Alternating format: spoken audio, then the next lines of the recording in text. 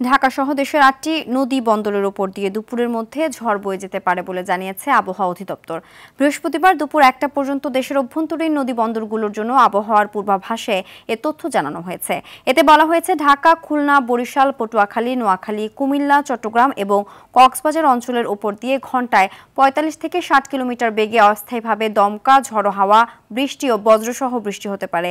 এসব এলাকার নদীবন্দরগুলোকে ১ নম্বর সতর্ক সংকেত দেখিয়ে যেতে বলা হয়েছে। এদিকে পশ্চিম মধ্য বঙ্গোপসাগর ও তৎসংলগ্ন এলাকায় অবস্থানরত নিম্নচাপটি ঘনীভূত হয়ে গভীর নিম্নচাপে পরিণত হয়েছে।